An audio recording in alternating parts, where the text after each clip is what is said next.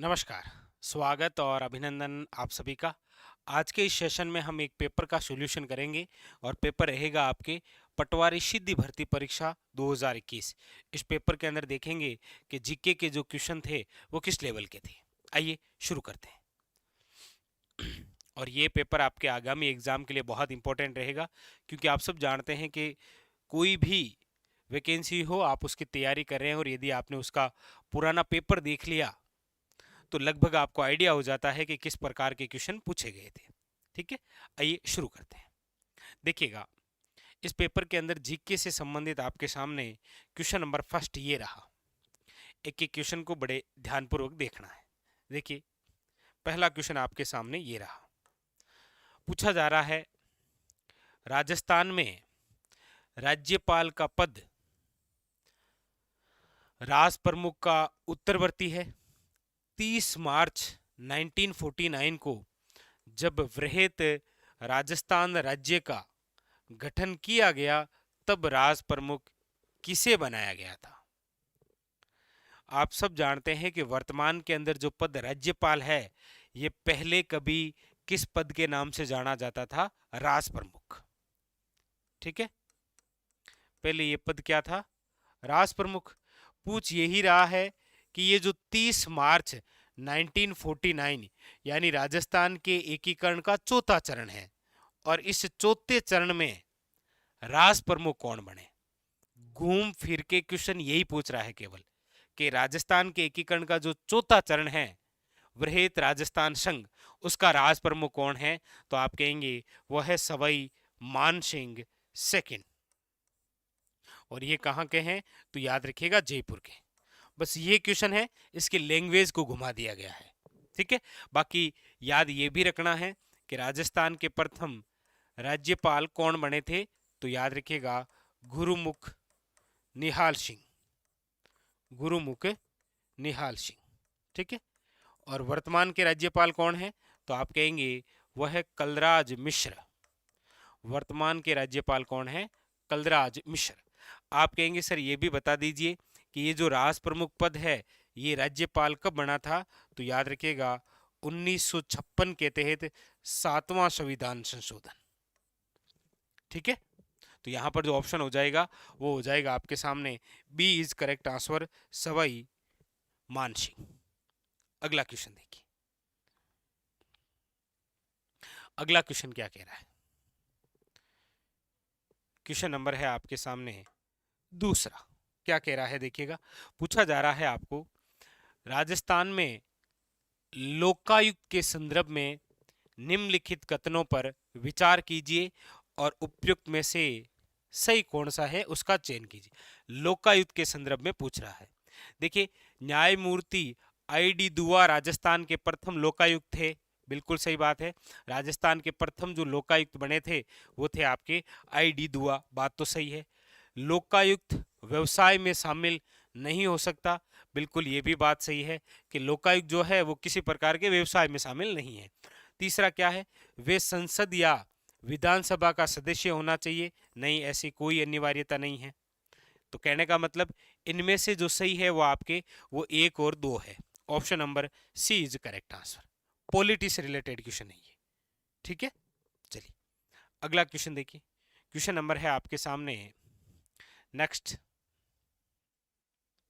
ये लीजिए क्या कह रहा है। क्वेश्चन नंबर है आपके सामने तीसरा। क्या पूछा जा रहा है देखिए। पूछा जा रहा है निम्नलिखित में से कौन सा युग्म सुमेलित नहीं है। ऐसा कौन सा युग्म है जो सुमेलित नहीं है? मीनाकारी कहाँ की प्रसिद्ध है? आप कहेंगे सर जयपुर की। ये तो सही है। ठीक है। अजरक प्रिंट कहाँ की प्रसिद्ध है? आप कहेंगे सर सांगानेर की नहीं है।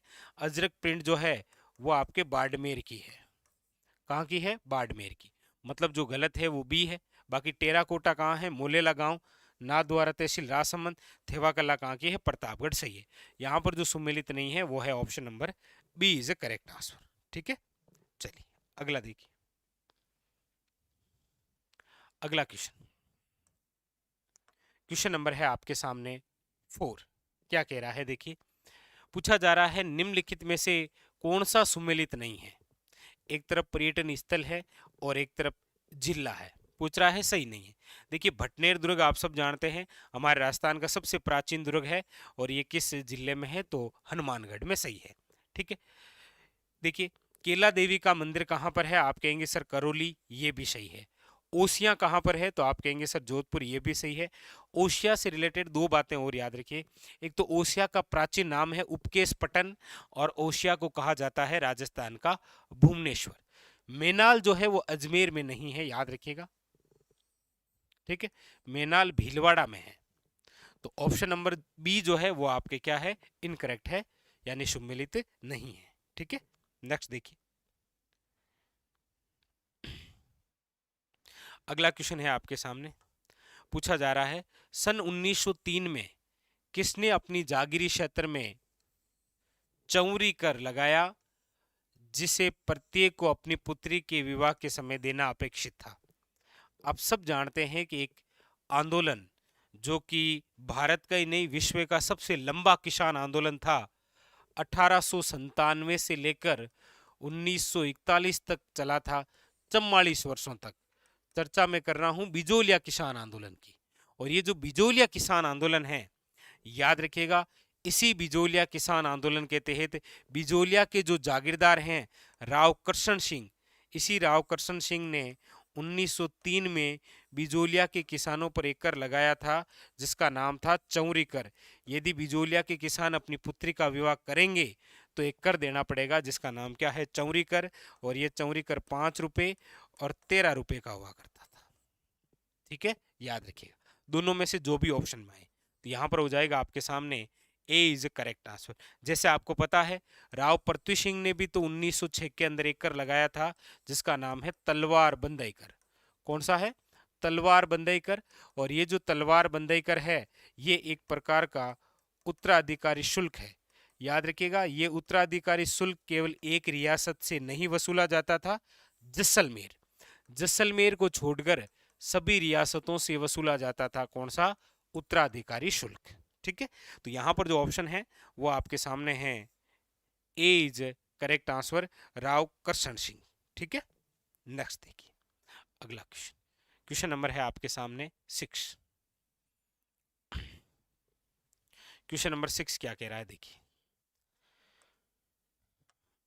बड़े आराम से पढ़िए और उसके बाद में आंसर बताइए क्या कह रहा है। देखिए पूछा जा रहा है चित्तौड़ के विजय स्तंभ के बारे में निम्न कथनों को पढ़िए और उपयुक्त में से सही कौन से तथ्य हैं उनका हमें चयन करना है। देखिएगा, ये प्रसिद्ध है कि इसे महाराणा कुंभा ने बनाया, इसमें तो कोई दिक्कत ही नहीं है कि चित्तौड़ के अंदर जो विजय स्तंभ है, जिसका निर्माण सारंगपुर युद्ध विजय उपलक्ष्य में हुआ है, मालवा विजय उपलक्ष्य में, याद रखिएगा 1440 से लेकर 48 तक, किसके द्वारा, कुंभा द्वारा। ठीक है, इसकी कुल 11 मंजिलें हैं। जी नहीं, ये जो विजय स्तंभ है, याद रखिएगा, ये एक 9 मंजिला इमारत है। ठीक है, और इसमें जेता की बिल्कुल मूर्ति है, ये भी सही है। तो 1 और 3 जो है वो सही है।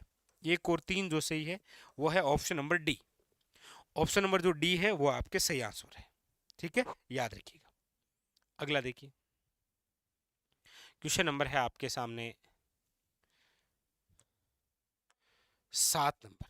क्या कह रहा है, पूछा जा रहा है निम्नलिखित में से कौन से राजस्थान के संलग्न जिले हैं। संलग्न जिलों का मतलब है ऐसे कौन से जिले हैं जो आपस में जुड़े हुए हैं। अब देखिए, झालावाड़, बूंदी और टोंक की आप बात करेंगे तो आप कहेंगे सर झालावाड़, बूंदी और टोंक आपस में मिले हुए थोड़ी हैं, तीनों आपस में जुड़े हुए थोड़ी हैं। जबकि आप सिरोही, पाली और जालोर देखेंगे मैप के अंदर, तो ये तीनों ऐसे जिले हैं जो आपस में जुड़े हुए हैं। संलग्न जिले कौन से, इसका तात्पर्य यही है ऐसे जिले जो आपस में जुड़े हुए हो। ठीक है, अब देखिए चूरू, झुंझुनू, जयपुर या सिरोही, बाड़मेर, जैसलमेर नहीं, ये तीनों आपस में जुड़े हुए हैं, सिरोही, पाली और जालोर। ऑप्शन नंबर हो जाएगा B is a correct answer. ठीक है, चलिए अगला क्वेश्चन देखिए। क्वेश्चन नंबर है 8। क्या कह रहा है, किस अनुच्छेद के तहत पंचायतों को संवैधानिक दर्जा दिया गया। तो आप सब जानते हैं कि वो जो अनुच्छेद है वो है आपके 243, अनुच्छेद 243। Option number B is correct answer. ठीक है, चलिए अगला क्वेश्चन देखिए, क्वेश्चन नंबर है आपके सामने 9। क्या कह रहा है? पूछा जा रहा है मध्यकालीन मेवात के प्रसिद्ध संत कौन से हैं? मध्यकालीन मेवात के प्रसिद्ध संत, तो याद रखिएगा वो है आपके संत लालदास जी। संत लालदास जी जिनका जन्म मेव जाति में हुआ है। ये जन्म से मुस्लिम थे लेकिन कर्म से हिंदू कहलाए थे। इनका जो संप्रदाय है वो आपके कौन सा है? तो याद रखिएगा लालदासी संप्रदाय। इनका जो जन्म है वो 1540 के अंदर हुआ है और मृत्यु इनकी है 1648 में, याद रखिएगा। ठीक है, option number B is correct answer. इनकी कुछ रचनाएं भी है, जैसे लालदास की वाणी है जो 2 भागों में है, लालदास की चेतावनियां हैं, याद रखिएगा इस प्रकार के। ठीक है, अगले क्वेश्चन की ओर बढ़े। क्वेश्चन नंबर है आपके सामने 10। क्या कह रहा है देखिए, ये लीजिए क्वेश्चन नंबर है आपके सामने अगला। पूछा जा रहा है जनगणना 2011 के अनुसार निम्न में से राजस्थान के कौन से जिले में अधिकतम जनजाति जनसंख्या है? अधिकतम जनजाति मतलब ऐसी नहीं, ये एसटी पूछ रहा है। ठीक है, तो याद रखिएगा सर्वाधिक जो जनजाति है वो आपके जिस जिले में है वो है उदयपुर। संभाग भी तो यही है, सर्वाधिक जनजातियों वाला संभाग उदयपुर संभाग, याद रखिएगा। ठीक है, चलिए अगला देखिए। क्वेश्चन नंबर है आपके सामने 131 यानी 11 नंबर क्वेश्चन। क्या कह रहा है? महात्मा गांधी राष्ट्रीय ग्रामीण रोजगार गारंटी योजना यानी कि मनरेगा की बात कर रहा है, ये नरेगा की बात कर रहा है, कि आयोजन और क्रियान्वयन के लिए कौन जवाबदेही होता है? इसके आयोजन और क्रियान्वयन के लिए कौन जिम्मेदार होता है? राज्य सरकार, ग्राम पंचायत, ग्राम सभा या जिला ग्रामीण विकास प्राधिकरण? तो याद रखिएगा इसके लिए जो जिम्मेदार होता है वो ग्राम पंचायत है। पूछा करें कि थांग ग्राम पंचायत में नरेगा काम चलेगा, तो वो है ग्राम पंचायत, याद रखिएगा। ठीक है, अगला देखिए। अगला है आपके सामने, पूछा जा रहा है निम्नलिखित युद्धों को राजस्थान के इतिहास में सीमा चिन्हित है, इन युद्धों को सही क्रम में रखते हुए सही उत्तर का चयन कीजिए। 4 युद्ध हैं, इनको क्रम के अनुसार बताना है कि पहला कौन सा हुआ, फिर कौन सा हुआ, फिर कौन सा हुआ और सबसे अंत में कौन सा हुआ। कोई दिक्कत नहीं। खानवा युद्ध कब हुआ है? आप कहेंगे 1527 में। ठीक है, भटनेर का युद्ध कब हुआ है? 1398 में। तैमूर लंग का ही तो अटैक था वो। गिरिशुमेल का युद्ध कब हुआ है? याद रखिएगा 1544 में। हल्दी घाटी कब हुआ है? याद रखिएगा 1576 में।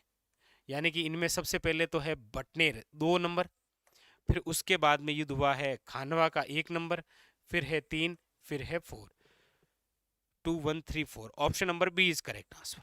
हल्दी घाटी आप सब जानते हैं रासमंद, भटनेर हनुमानगढ़ है, खानवा आप सब जानते हैं भरतपुर के अंदर रूपवास तहसील, गिरीशुमेल आपको पता ही है मालदेव और शेरशाह सूरीवाड़ा जैतारण पाली में है। तो आजकल इतिहास से क्या है रिलेटेड जो क्वेश्चन पूछता है वो इस प्रकार से पूछने लग गया है। 4 युद्ध देगा और उनका क्रम पूछ लेगा। चलिए आगे बढ़ते हैं। क्वेश्चन नंबर है आपके सामने नेक्स्ट। हाँ लीजिए, अच्छा क्वेश्चन नंबर है आपके सामने 133। ये भी कूट के आधार पर है, ये लीजिए। बड़ा अच्छा, बड़ा शानदार सा क्वेश्चन है। इस प्रकार के क्वेश्चन आते हैं एग्जामिनर। क्या पूछ रहा है देखिए, पूछा जा रहा है निम्नलिखित में से कौन से राजपूत सरदार हल्दीघाटी के युद्ध में राणा प्रताप के पक्ष में लड़े थे? हल्दीघाटी युद्ध में कौन कौन थे? राम सिंह तंवर आप कहेंगे बिल्कुल थे, ग्वालियर के थे ये इनके राज्य अभिषेक में भी आए थे, आपको पता हो तो, जो गोगुंदा में हुआ था। तो ये तो थी। बिंदा झाला आप सब जानते हैं, झाला बिंदा जिन्होंने महाराणा प्रताप के राज चिन्ह धारण किए थे। कृष्णदास चुंडावत तो थे ही, आपको पता है। ठीक है, क्योंकि हरावल सेना में रहने का अधिकार चुंडावतों को ही है। माधो सिंह कछावा नहीं था। तो 1 2 और 3, 1 2 और 3 ये वो व्यक्ति हैं जिन्होंने हल्दी घाटी के युद्ध में राणा प्रताप का पक्ष में लड़े थे। ठीक है, याद रखिए option number C is correct answer. ठीक है, चलिए अगला क्वेश्चन देखिए। क्वेश्चन नंबर है आपके सामने है 134। पूछा जा रहा है तेजाजी के जन्म स्थल का नाम क्या है? तेजाजी की जो जन्म स्थली है वो कौन सी है? दो क्वेश्चन बड़े अच्छे होते हैं तेजा जी से। एक तो इनकी जन्म स्थली पूछी जाती है, तो याद रखिएगा जन्म स्थली तो आप सब पता, खरनाल नागौर। लेकिन एक क्वेश्चन और बड़ा इंपॉर्टेंट है कि तेजा जी की कर्म स्थली कौन सी है। तो याद रखिएगा तेजा जी की जो कर्म स्थली है वो है आपकी बांसी दुगारी। और बांसी दुगारी कहाँ पर है, तो याद रखिएगा बूंदी। यहाँ पर ऑप्शन नंबर हो जाएगा आपके सामने ए इज करेक्ट आंसर, खरनाल। ठीक है, खरनाल नागौर। चलिए अगले क्वेश्चन की ओर। अगला देखिए, अगला है आपके सामने फुलडोल उत्सव मनाया जाता है। फुलडोल उत्सव कहाँ मनाया जाता है, तो याद रखिएगा शाहपुरा। शाहपुरा कहाँ पर है, याद रखिएगा भीलवाड़ा। और शाहपुरा भीलवाड़ा के अंदर ही मुख्य प्रमुख पीठ है किसकी, राम शनई संप्रदाय की। तो ये ऐसे रिलेटेड करते हुए क्वेश्चन पूछता है। तो फुलडोल उत्सव है शाहपुरा भीलवाड़ा। एक याद रखिएगा डोल उत्सव है,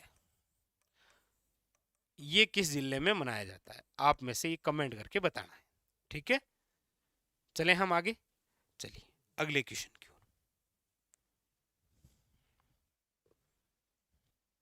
क्वेश्चन नंबर नेक्स्ट है आपके सामने, लीजिए। क्वेश्चन नंबर है आपके सामने 16 नंबर। क्या कह रहा है, पूछा जा रहा है भारतीय संविधान का कौन सा अनुच्छेद राज्य के मंत्रियों की नियुक्ति, कार्यकाल, अच्छा जिम्मेदारी, योग्यता, वेतन, भत्तों से संबंधित है। तो वो अनुच्छेद है आपके सामने 164। इसके अंदर है 164 ए, 164 2, 164 3, इस प्रकार से। ठीक है, तभी तो इसके अंदर मंत्रियों की नियुक्ति भी है, कार्यकाल भी है, जिम्मेदारी है, योग्यता है, वेतन भत्ते हैं, सारी है। अनुच्छेद 164 164 याद रखिएगा। ठीक है, अगला देखिए। पूछा जा रहा है राजस्थान में विधानसभा चुनाव क्षेत्र क्रम से अनुसूचित जाति और अनुसूचित जनजाति के उम्मीदवारों के लिए आरक्षित है। देखिएगा आप सब जानते हैं कि हमारे राजस्थान में विधानसभा की जो सीटें हैं वो कितनी हैं, 200। इन 200 में से याद रखिएगा एससी की तो है आपके 34 और एसटी की कितनी है, याद रखिएगा 25। कई बार इन दोनों को सम्मिलित करते हुए पूछ लेता है कि कुल एससी और एसटी की कितनी सीटें हैं। ठीक है, तो यहाँ पर क्रम से देखिए, पहले अनुसूचित जाति पूछिए SC 34, ST 25। Option number A is correct answer, याद रखिएगा। ठीक है, चलिए अगला देखिए। अगला है मुंडियारी ख्यात का विषय क्या है। बहुत प्रसिद्ध क्वेश्चन है ये। मुंडियारी ख्यात और मुंडियार है मारवाड़, यानी कि मारवाड़ के जो शासक हैं, मारवाड़ के जो राठौड़ हैं, उनका उल्लेख है मुंडियारी ख्यात में। जैसे दयालदासरी ख्यात में उल्लेख है बीकानेर के राठौड़ों का। ये लीजिए, अगला क्वेश्चन है आपके सामने बहुत शानदार। क्या पूछ रहा है, राज्य सूचना आयोग की स्थापना कब हुई। तो सिंपल सी बात है, राज्य सूचना आयोग 2006 में। और यहां पर एक ही ऑप्शन है 2006 का, अप्रैल 2006। Option number B is correct answer. ठीक है, चलिए अगला क्वेश्चन देख लेते हैं। अगला क्या कह रहा है, ये लीजिए, एकीकरण से रिलेटेड क्वेश्चन। हाँ, ये बड़ा शानदार सा क्वेश्चन आया है आपके सामने।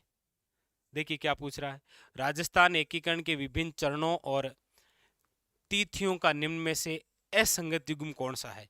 एक तरफ एकीकरण के चरण है और एक तरफ इनकी डेट है। देखिएगा प्रथम चरण तो आप सब जानते हैं 18 मार्च 1948, लेकिन याद रखिएगा कहीं पर वो 17 मार्च भी मिलता है, तो ये तो प्रथम चरण है। द्वितीय चरण की 25 मार्च 1948 है, सही है। तीसरा जो चरण है वो 18 अप्रैल 1948 है। तीसरा जो चरण है ना उसकी डेट क्या है, 18 अप्रैल 1948, मतलब जो असंगत है वो है ऑप्शन नंबर बी। चौथी सही है, 30 मार्च 1949 राजस्थान दिवस मनाते हैं, ये भी ठीक है। तो जो गलत है वो है ऑप्शन नंबर बी। ठीक है, तो ये था पटवार का पहला पेपर। टोटल 4 पेपर हुए हैं, उन सब के बारे में चर्चा करेंगे। और इसके अंदर ये क्वेश्चन थे आपके, बड़े अच्छे लेवल के क्वेश्चन थे। मिलेंगे अगले सेशन में और चर्चा करेंगे, तब तक के लिए धन्यवाद।